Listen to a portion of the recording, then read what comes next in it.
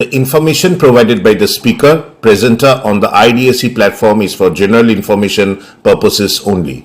All information is provided in good faith. However, we make no representation or warranty of any kind, express or implied, regarding the accuracy, adequacy, validity, reliability, availability or completeness of this information. আমি দিগদর্শন থেকে সুজিত বলছি। আচ্ছা, ঠিক আছে, বলুন। আচ্ছা, ধন্যবাদ। ঘটনা হচ্ছে যে আমরা জানি যে 12ই জানুয়ারি বিবেকানন্দের জন্মদিন। এবার তো 10ই জানুয়ারি তিথি হিসেবে, যেহেতু হিন্দু ধর্মে জন্মদিন নয় জন্মতিথি পালন করা হয়, সে অনুযায়ী 10ই জানুয়ারি জন্মতিথি পালিত হয়ে গেছে। আর 12ই জানুয়ারি যেটা জন্মদিন পালন করার কথা, সেটা নাকি 12ই জানুয়ারি পালন হচ্ছে না, ওটা হচ্ছে 11ই জানুয়ারি পালিত হলো। তার কারণ হচ্ছে যে বিশুদ্ধ সিদ্ধান্ত মতে যে পঞ্জিকা, সেই পঞ্জিকাতে বলা হয়েছে যে দিনটি পড়েছে বাংলার হিসেব মতন পৌষ মাসের কৃষ্ণপক্ষের সপ্তমী, সেটা হয়েছে নাকি 11 তারিখ, যার জন্য 11 তারিখ পালিত হবে। আর 12ই জানুয়ারিটা হচ্ছে তো যুব দিবস হিসাবে পালিত হয়ে আসছে। তো এখন কথা হচ্ছে যে এই বিবেকানন্দের জন্মদিনে এই যে জাতীয় যুব দিবস পালন করা হচ্ছে, মানে তার কারণ হচ্ছে যে এটি জাতীয় যুব দিবস, অর্থাৎ সমাজকে বিবেকানন্দের যে আদর্শ আত্মনির্ভর ও দেশ সেবা, এই ব্যাপারে যুবকদের তিনি যে উদ্বুদ্ধ করেছিলেন, সেই ব্যাপারটা নিয়েই এটা হচ্ছে। কিন্তু স্বাধীনতা সংগ্রামের জন্য যুব সমাজকে তৈরি করার কথাগুলো বলা হয় বটে, সবাই বলেন, কিন্তু আমি যতটুকু নাড়াঘাটা করে দেখেছি এবং এই ব্যাপারে সহায়ক হয়েছে সবচেয়ে বেশি আপনার যে বইটি, বেশ কয়েকটি বই, তো এইগুলোকে তো ঘেটে দেখতে পাচ্ছি যে স্বাধীনতা সংগ্রামের সঙ্গে বিবেকানন্দের সরাসরি সেরকম কি যোগাযোগ আছে? কিছুই না। উনি নাকি রডার অস্ত্র কেনার ব্যাপারে নাকি চেষ্টা চরিত্র করেছিলেন, এরকম কথা শোনা যায়, কিন্তু তারপরে তো আর কোনো উচ্চবাচ্য দেখিনি, বরঞ্চ উল্টোটাই দেখেছি যে আগে আধ্যাত্মিক উন্নতি করো, তারপর ওই রাজনীতির কথা ভাববে, এরকমই নাকি বলেছেন। একদম একদম একদম। হ্যাঁ, ওনার জীবনের উদ্দেশ্যই হচ্ছে আধ্যাত্মিক উন্নতি। হ্যাঁ হ্যাঁ। অতএব অন্য যা কিছু সেগুলো গৌণ।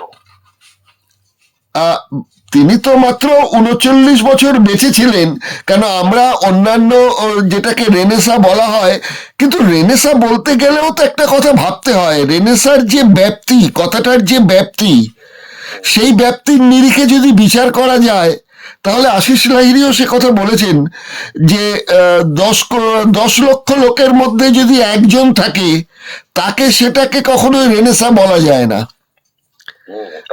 এবং 2 কোটি লোকের মধ্যে যদি 200 জন থাকে, সেটাকেও রেনেসা বলা যায় না। তো সেইখানে দাঁড়িয়ে 39 বছরের জীবনে তিনি সক্রিয় কর্মজীবন যদি আমরা ধরি, তাহলে তো সেটা দাঁড়াচ্ছে মাত্র 12 বছর মতো আর কি। কেন আমরা বঙ্কিমচন্দ্রকে দেখতে পাচ্ছি, প্রথম দিকে বঙ্কিমচন্দ্র যা কথাবার্তা বলেছিলেন, পরবর্তীকালে বঙ্কিমচন্দ্রকে দেখেছি যখন তিনি নবহিন্দুবাদ প্রচার করলেন, তখন পুরোপুরি রিভার্স কথাবার্তা বলেছেন, ইংরেজের কাছে আমাদের আরো বেশি দিন থাকতে হবে ইত্যাদি ইত্যাদি। রবীন্দ্রনাথকেও দেখেছি, রবীন্দ্রনাথ প্রথম জীবনে যা বলেছেন, পরবর্তীকালে নিজেকে শুধরে নিয়েছেন। রবিবার ছোট গল্পে পেয়েছি যে ধর্মই মানুষকে মানুষের সঙ্গে মিলতে দিচ্ছে না, এরকম কথা বলেছেন। কুসংস্কারের বিরুদ্ধে কথা বলেছেন, অনেক জায়গায় বলেছেন। এই স্বীকারোক্তি করবার সময় পেয়েছেন, কেন অনেক বছর তার জীবনের আয়ু ছিল। বিবেকানন্দ আরো কিছু বছর বাঁচলে কি করতেন জানি না, কিন্তু যে কটি বছর তিনি বেঁচে ছিলেন এবং তার মধ্যে যে কর্মজীবনটা ছিল, সেটা যদি 12টা বছর আমরা ধরি, তাহলে তো সেখানে দেখতে পাচ্ছি যে সকালে তিনি এক কথা বললে বিকেলে আরেক কথা বলেছেন, তাই তো? তাহলে এই বিবেকানন্দকে আন্তর্জাতিক জাতীয় যুব দিবস হিসেবে পালন করার এটা কি, সূত্রটা কি, আপনার কি মনে হয়? ওই যে উনি কিছু কিছু কথা বলেছেন না, যে আমাদের যুব সমাজকে এগিয়ে আসতে হবে, অগ্নিমন্ত্রে দীক্ষিত হয়ে যুব সমাজকে এগিয়ে আসতে হবে, দুর্গা মন্ত্রে দীক্ষিত হয়ে যুব সমাজকে এগিয়ে আসতে হবে, এই সব যে, কিন্তু এগিয়ে আসতে হবে কেন? তিনি সব ক্ষেত্রেই যদি একটু বেশি করে পড়ে দেখা যায়, সব ক্ষেত্রেই দেখা যাবে যে তিনি ওই আধ্যাত্মিক উন্নতি, ওটাই তার জীবনের উদ্দেশ্য। ফুটবল খেলবো কেন, গীতা ছেড়ে ফুটবল খেলবো কেন, ওই পর্যন্তই সবাই খবর রাখে যে গীতা ছেড়ে তিনি ফুটবল খেলতে বলেছেন। আর ফুটবল খেলতে বলেছেন কেন? বলেছেন তাহলে আমরা স্বর্গের আরো কাছে যাব, মানে আমাদের আধ্যাত্মিক উন্নতি আরো বেশি হবে। গীতা ছেড়ে ফুটবল খেললে মন শরীর শক্তপোক্ত হবে, তখন গীতা পাঠে আমাদের সুবিধা হবে। গীতা পাঠটাই ওনার কাছে আসল, এবং গীতা পাঠ করে আধ্যাত্মিক উন্নতি, স্বর্গে পৌঁছানো, এটাই মূল গোল।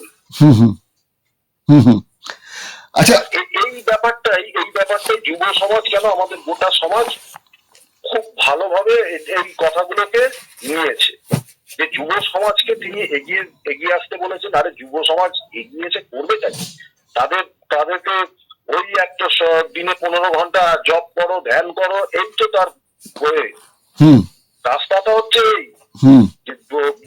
ধ্যান করো, জব করো। পরবর্তীকালে শেষ দিকে তিনি এই সেবা টেবার কাজে লেগেছেন।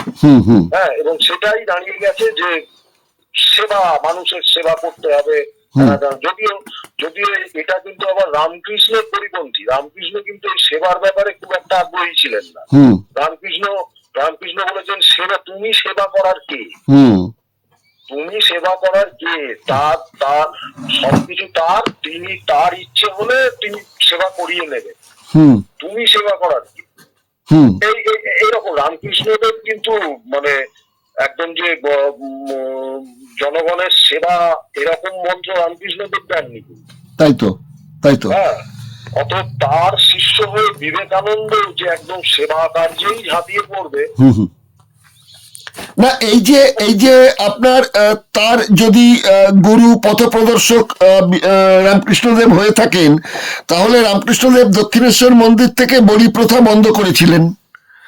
আবার সেইখানে বিবেকানন্দ বলছেন যে ঈশ্বর পেতে গেলে পশু বলি কেন, দরকার হলে আমি মানুষ বলিও দিতে পারি।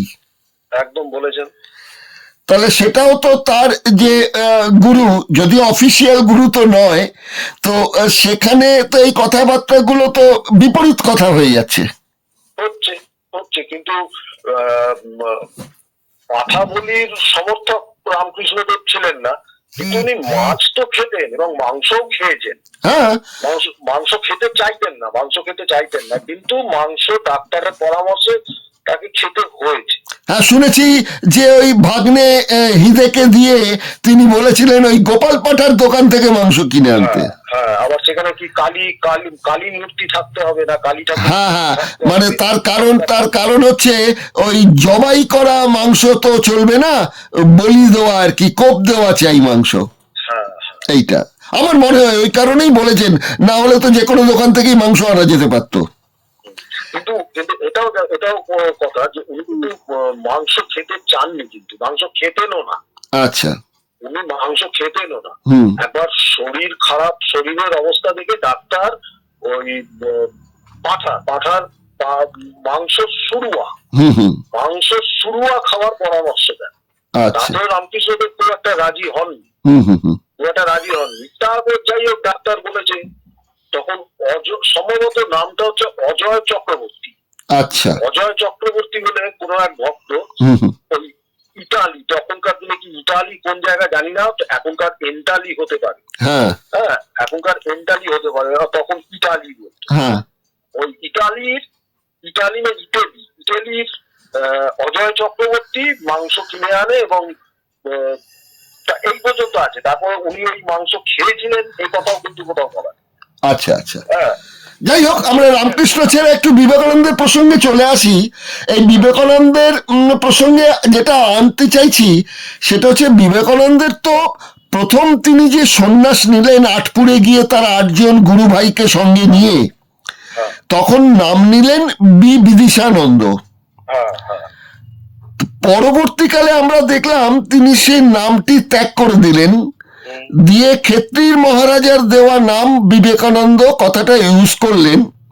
এটা কি তাহলে আমি বলতে পারি যে ওই আমেরিকা যাওয়ার জন্য স্পন্সরশিপটা যখন দিয়েছিলেন তখন তার পছন্দ মতো নামটা দিয়ে তাকেই খুশি করার জন্য সন্ন্যাস দেওয়া নামটাকে ছেড়ে দিয়ে ওই নাম নিয়েছিলেন? হতেই পারে।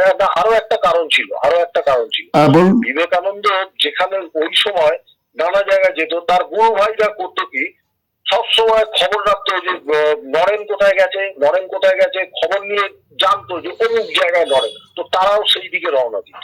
আচ্ছা। হ্যাঁ, এইসব কারণে বিবেকানন্দ ওই গুরু ভাইদের থেকে কি করে চোখের আড়ালে যাওয়া যায়, সেই জন্য ওনার যে নাম পরিবর্তনের পেছনে এটাও একটা কারণ। আচ্ছা, আমি এই যে নাম পরিবর্তনের কথা বললেন মানে গোপন করার একটা ব্যাপার। হ্যাঁ হ্যাঁ আচ্ছা, এটাও আমরা আবার দেখতে পাচ্ছি যে ওই ক্ষেত্রী মহারাজের কাছে যখন তিনি 10,000 টাকা চেয়েছিলেন তখনও বলেছিলেন যে এই কথাটা যেন গোপন থাকে। হ্যাঁ বলেছিলেন।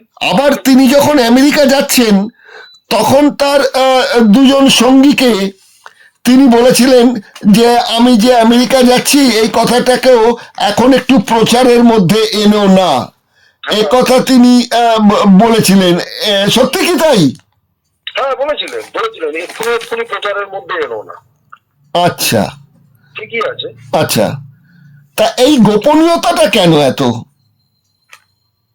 গোপনীয়তাটা মানে এটা একটা ধারণা বলছি যে উনি আদৌ আমেরিকায় গিয়ে কৃতকার্য হতে পারবেন কি পারবেন না সেটা তো তখনই বলা যাচ্ছিল না। আচ্ছা, তা ওনার একটা হয়তো সংশয় ছিল যে আমি যদি সাকসেসফুল না হই তাহলে হয়তো লোকে আমাকে নিয়ে হাসাহাসি করবে। আচ্ছা, তার থেকে বাবা চুপচাপ থাকো, যদি নামটা ফেটে যায় তখন নয় জানানো যাবে যে ওই রামকৃষ্ণ ভক্ত এসে এইসব কাণ্ড করেছে। আচ্ছা, আচ্ছা, তাহলে একটা ভালো প্রচারের ব্যাপার দাঁড়াবে।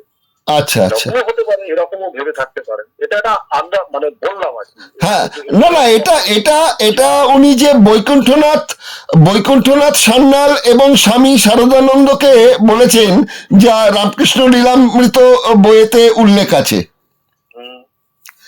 আচ্ছা, এবার চলে আসছি আরেকটা বিষয়, সেটা হচ্ছে তিনি বর্ণাশ্রম যে প্রথা, অর্থাৎ ব্রাহ্মণ, ক্ষত্রিয়, বৈশ্য, শূদ্র, এই বর্ণাশ্রমকে বলেছেন যে হিন্দু ধর্মকে সঠিকভাবে টিকিয়ে রাখতে গেলে এই বর্ণাশ্রমটা মানতে হবে। উনি বলেছেন যে আমরা যে দুটো রুটি পাচ্ছি খেতে, বর্ণাশ্রম আছে বলেই আমরা দুটো রুটি খেতে পাচ্ছি, তাহলে খেতে পেতাম না। হ্যাঁ, কথাও বলেছেন। হ্যাঁ, হ্যাঁ, হ্যাঁ, বলেছেন উনি। আচ্ছা, তার মানে উনি এই বর্ণাশ্রম প্রথার সম্পূর্ণ সমর্থক। আবার এই বর্ণাশ্রম প্রথার জায়গা থেকেই দেখা যাচ্ছে বিবেকানন্দ যখন চেষ্টা করছিলেন যে কলকাতায় ফিরে আসবার পর তাকে নিয়ে যেন একটু প্রচার টোচার হয়, সভা সমিতি হয়, সেই সময় কয়েকজন ব্রাহ্মণ ইন্টেলেকচুয়ালকে বলা হয়েছিল যে আপনারা একটু আসুন। তারা বলল শূদ্র সন্ন্যাসী হয়েছে, এই অনুষ্ঠানে আমি তো যেতে পারবো না। সেটা তো উল্টো রিয়াকশন হলো।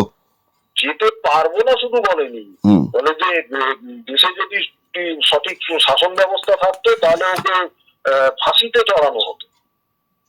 আচ্ছা, কথাও বলেছেন গুরুদাস বন্দ্যোপাধ্যায়। আচ্ছা, আচ্ছা, আচ্ছা, আচ্ছা, তারপরে তো উত্তর পাড়ার কোন এক রাজা কে ছিল তাকে ধরে এনে সভাপতি করা হয়। আচ্ছা, আর সেও নাকি আবার শুনেছি তিনি নাকি স্বামী বিবেকানন্দ বলতে চাননি, তিনি বলতে চেয়েছেন শ্রীযুক্ত বাবু তাই একদম তাই। আচ্ছা, স্বামী বিবেকানন্দ বলেন। আচ্ছা, ওই শ্রীযুক্ত বাবু এরকমই কিছু বলে সব শুরু করেছিল। এই তো আমাদের পাড়াতেই রাজবাড়ি, শোভাবাজার রাজবাড়ি। আচ্ছা, আচ্ছা, এখানেই থাকি, আমি এইদিকেই থাকি। ও আচ্ছা, আচ্ছা। এবং ঘটনাচক্রে কাকতালীয় ভাবে আমার জন্ম বিবেকানন্দের মামার বাড়ি রামতনু বোস লেনে। আচ্ছা, রামতনু বোস লেন কোন জায়গা যেন চেনা চেনা মনে হচ্ছে। এটা হচ্ছে সিমলা স্ট্রিটে যেখানে বাড়ি বিবেকানন্দের, বিশ্বনাথ দত্তের, সেই বাড়ির আগের বাড়ি মানে আগের পাড়াটা, মানে টুয়ার্ডস গিরিশ পার্ক। মানে হচ্ছে ওই সরকার। না, রামদুল্লাহ সরকার স্ট্রিট না, আপনার প্রথমে হচ্ছে ওনার বাড়িটা হচ্ছে বিবেকানন্দ স্পোর্টিং ক্লাব বলে একটা পুজো হয়। হ্যাঁ জানি তো, আমরা ছোটবেলা থেকে দেখে আসছি। হ্যাঁ, ওই পুজোটার পরে যেটা হয় সেটা হচ্ছে তরুণ স্পোর্টিং ক্লাব। হ্যাঁ, তরুণ স্পোর্টিং ক্লাবও জানি। ওই তরুণ স্পোর্টিং ক্লাবটাই হচ্ছে রামতনু বসলেন। আচ্ছা আচ্ছা। ওখানে 7 নম্বর বাড়ি হচ্ছে রামকৃষ্ণ মানে বিবেকানন্দের মামার বাড়ি। ওখানে তিনি ছিলেন। বাড়িতে যখন শরিকি ঝামেলা টামেলা হয়েছিল, বাড়ি ছেড়ে চলে যেতে হয়েছিল, তখন ওই মামার বাড়িতেই ছিলেন।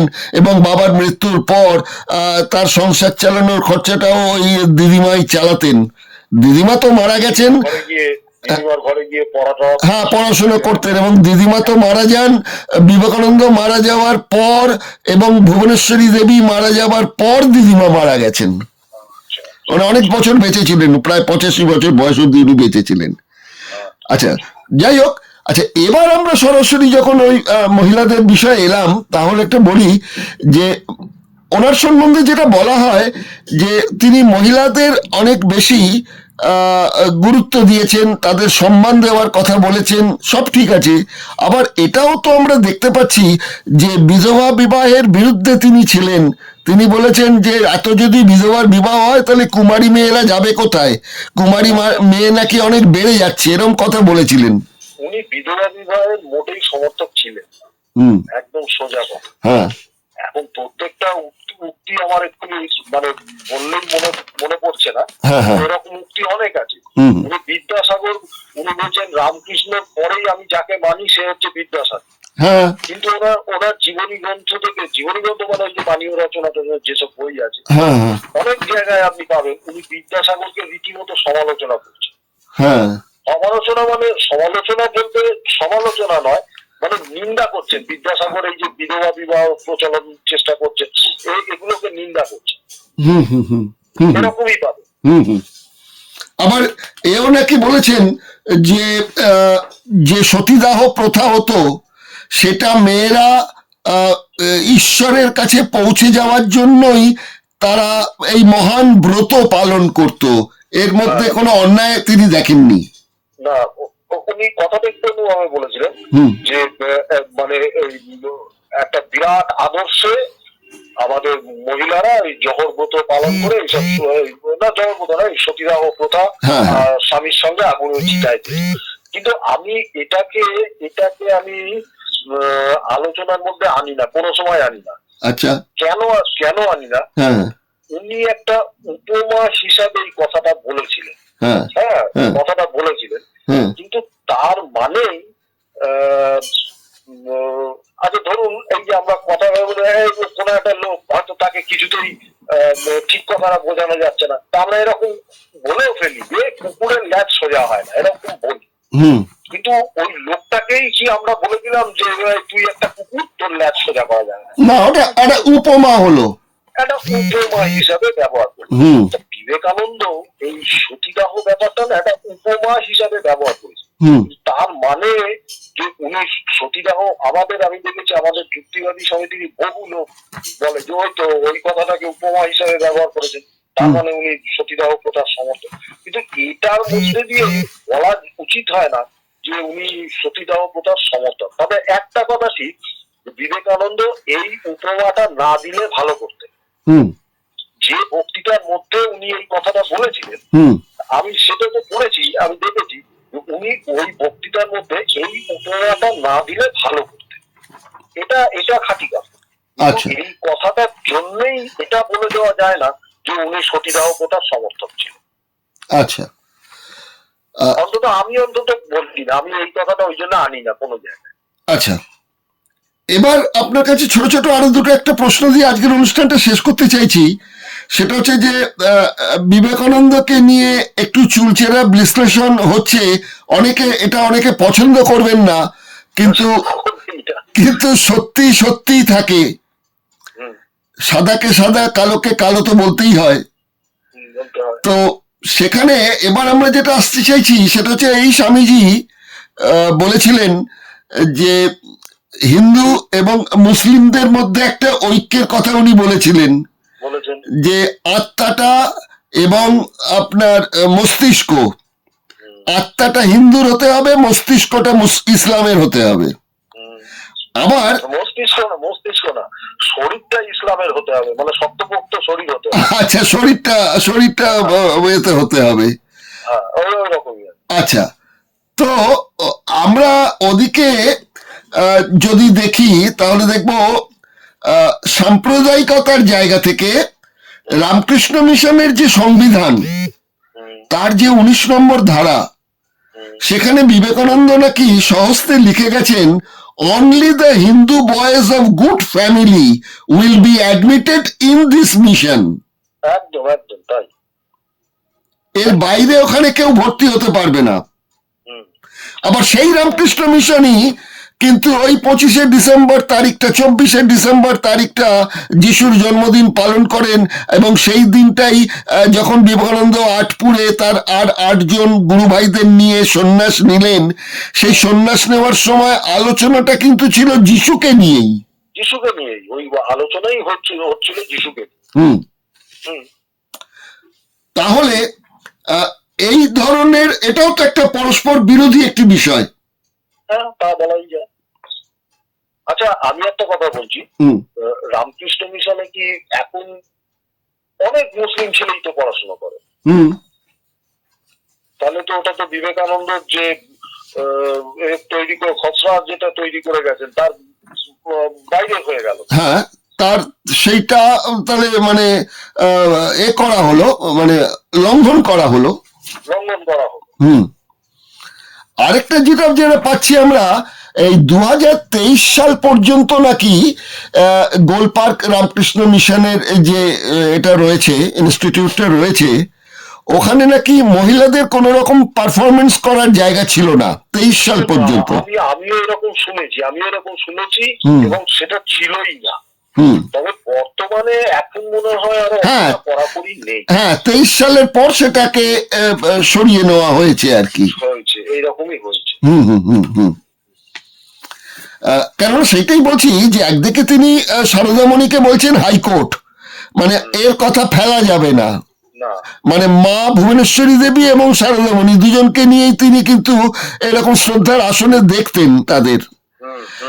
কিন্তু সেই যে রামকৃষ্ণ দেব, যিনি মেয়েদের বলেছেন তেঁতুলের মতন, তাদের থেকে শতহস্তে দূরে থাকো, এমনকি এও কথা শোনা যায় যে বিবেকানন্দের বিয়ে প্রায় ঠিক হয়ে গিয়েছিল, সেটা জানতে পেরে রামকৃষ্ণদেব এই রামতনু বোস লেনের বাড়িতে, মানে বিবেকানন্দের মামার বাড়িতে গিয়ে সেই বিয়েটা নাকি আটকান, মানে বিবেকানন্দকে বলেন যে তোর বিয়ে হওয়ার জন্য তোর জন্ম নয়। এরকম কথাও আমরা মানে শুনছি আর কি। ঘটনা। আচ্ছা, এসে গেছিলেন রামতনু লেনের বাড়িতে। আচ্ছা, তার মানে বিয়ে না করার ব্যাপারে এখানে আরো শুনেছি যে বিবেকানন্দ নাকি তার ভাই ভূপেন্দ্রনাথ দত্ত এবং মহেন্দ্রনাথ দত্ত, ওরাও যাতে বিয়ে না করেন এরকম একটা প্রেশার ছিল দু ভাইয়ের ওপর। একদম একদম একদম। রামকৃষ্ণ দেব তার কাছে নতুন কোন ছেলে কেউ গেলে প্রথমেই জিজ্ঞেস করতে, হারে বিয়ে হয়ে গেছে নাকি, জিজ্ঞেস করতে। এবং যদি শুনতেন যে বিয়ে হয়ে গেছে, তাহলে উনি একটু বেশ হতাশ হতেন, যা বিয়ে হয়ে গেল, এরকম একটা ব্যাপার ছিল ওনার। উনি বিয়ের বিপক্ষে সবসময় এরা। তো আচ্ছা, এখন কথা হচ্ছে এখানে আবার ভক্ত লোকেরা বলবে যে কেন ওই যে কি বলে স্বামী ব্রহ্মানো রাজা, মানে তখন নাম রাখাল মহারাজের বউয়ের মুখ দেখে তিনি 1 টাকার কয়েন দিয়েছিলেন, এইসব কথা তুলে বলবে তাহলে তো উনি বিয়ের কথা, ওই তো বউকে তো তিনি দিব্যি মেনে নিচ্ছেন, তাহলে তো উনি বিয়ের বিরোধী ছিলেন, এটা কি করে বলছো? এখন কথা হচ্ছে সে বিয়ে করে ফেলেছে, আগে থেকেই বিয়ে করে ফেলেছে, তা তাকে কি বলবে যে তুই বউকে এক্ষুনি তারা? সেটা তো বলা যায় না। বিয়ে করেছে, তার বউকে, ওকে তো মানস পুত্র বলতে রাখালকে, রামকৃষ্ণ মানস পুত্র, তা এই নামেই ওনার পরিচয়। রামকৃষ্ণের মানস পুত্র কে না, ওই রাখাল চন্দ্র ঘোষ। আচ্ছা, তা বিয়ে করে ফেলেছে, এখন তো বলতে পারে না যে বউকে তাড়িয়ে দিয়া, তা তো বলতে পারে না। কিন্তু এরা আদতে বিয়ের পক্ষে কেউ নয়, বিয়ের পক্ষে কেউ নয়। তো সেই কারণে বিবেকানন্দ বিয়ে করবার কথা হয়েছিল, উনি খুব হয়ে পড়েছিলেন, চিন্তিত হয়ে পড়েছিলেন যে আমার এত বড় আধার, হ্যাঁ, সে বিয়ে করে ফেললে তো সব নষ্ট হয়ে গেল। উনি চিন্তিত হয়ে পড়েছিলেন। আর সেই প্রথা মেনে বিবেকানন্দ চাননি যে তার ভাই মহেন্দ্রনাথ এবং ভূপেন্দ্রনাথ বিয়ে করুক। একদম চাননি, একদম না, ওদের বিয়ের বিরোধী ছিল। আবার আচ্ছা, শেষ করতে চাইছি আরেকটা গুরুত্বপূর্ণ কথা দিয়ে, যেহেতু এখন ভেনেজুয়েলা নিয়ে এত কথা হচ্ছে, ভেনেজুয়েলা নিয়ে, সেখানে হচ্ছে যে ভূপেন্দ্রনাথ তো কমিউনিস্ট পার্টির দীক্ষা নিয়েছিলেন। একদম। তো সেখানে বলা হচ্ছে বিবেকানন্দ নাকি চীন, জাপান, রাশিয়া এই সম্পর্কে যেটুকু পড়াশুনো করে তিনি নাকি আগাম একটা ধারণা করে ফেলেছিলেন যে সাম্যবাদ প্রতিষ্ঠা হবে, কোথায় হবে আগে, চীনে হবে না রাশিয়ায় হবে, সেটা তিনি বলছেন যে আমি বুঝতে পারছি না, কিন্তু এগুলোর মধ্যে কোথাও না কোথাও সাম্যবাদী দেশ একটা প্রতিষ্ঠা হবে, এরকম কথা নাকি বলেছিল। এ সম্পর্কে আপনি কিছু বলবেন? না, কিছু বলার নেই। উনি এরকম একটা ধারণা করেছিলেন, চীন যে একদিন পৃথিবীকে শাসন করবে, এরকম কথাও ওনার একটা ধারণার মধ্যে ছিল।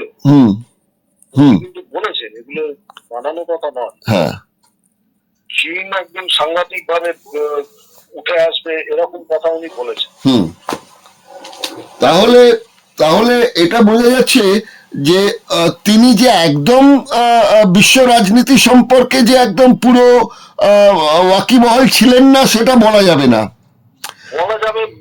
বিবেকানন্দ, দেখুন, বিবেকানন্দ স্টুডেন্ট হিসাবে যে খুব সাংঘাতিক স্টুডেন্ট তা ছিলেন না, ও সাদা মাথার স্টুডেন্ট। হ্যাঁ, সেই তো। হ্যাঁ, কিন্তু পড়াশুনো করেছেন প্রচুর, প্রচুর পড়াশোনা করেছেন, এবং উনি ওনার জীবনী গ্রন্থগুলো ঘাটলে দেখবেন হেন বিষয় নেই যে বিষয়টা নিয়ে উনি সেই বিষয়ের বিশেষজ্ঞের সঙ্গে আলোচনা করতে পারতেন না। তার মানে কি, তার মানে বহু বিষয়ের উপরে তার আধিপত্য ছিল। তা সেটা তো পড়াশোনা না করলে তো হবে না। হ্যাঁ, সে তো 100 বার। যথেষ্ট জ্ঞান ছিল, যথেষ্ট পড়াশোনা করা ছিল।